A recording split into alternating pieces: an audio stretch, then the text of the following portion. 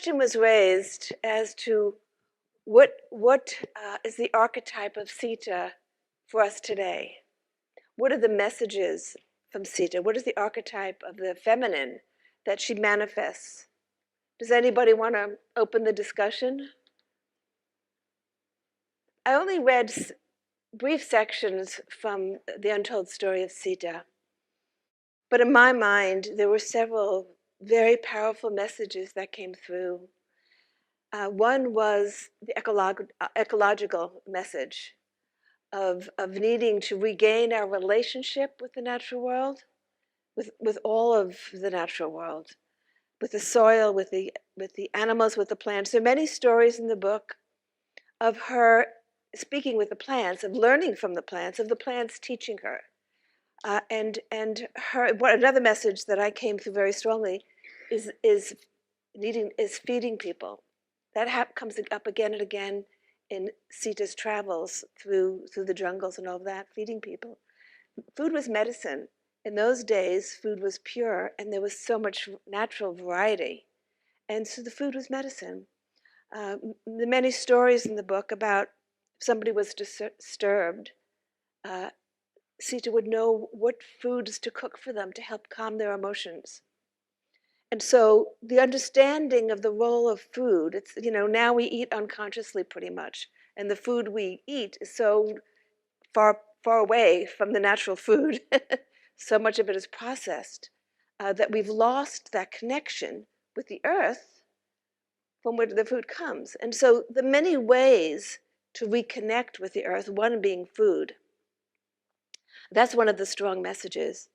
And the other message is the strength of Sita. So when we're talking about the archetype of the feminine, she's a manifestation of that strength, the Shakti, where she decides to go into Lanka. This whole idea of the kidnapping, she allows herself to be taken into Lanka to do the work that needs to be done. Most of you know that story, where she's taken into Lanka, and that leads to the war. The other thing that was interesting is that there was a drought at that time. Early in Sita's life, there was a drought. And the question is why? This is Treta Yuga.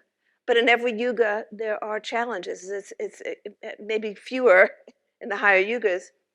But the drought gave her father, Janak Baba, the opportunity to develop new methods of farming. He developed the plow. He developed irrigation. He was able to use that challenge to come up with new ways of doing things. And so that applies to us now. We are facing droughts and floods. So are we going to use that opportunity to come up with new ways of working with nature? And it says early in the book when when the drought is there, that the river spoke to him and said, use my water to irrigate the fields. And that's when he comes up with this system of irrigation for the farms. But the other message that comes through is he was a ruler who knew everybody and sat with everybody and helped them solve their problem. So the idea of the noble ruler is one who's truly a servant and is there to help people solve their challenges in life. You think how far we've come from that ideal.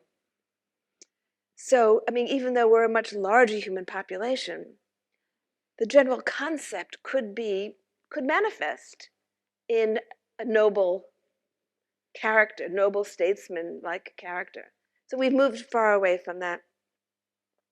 But Sita's strength in going into this demonic kingdom alone and dealing with this, all the demonic energies that are attacking her, is a model for all of us, because we ourselves have to be in environments that are not pleasant.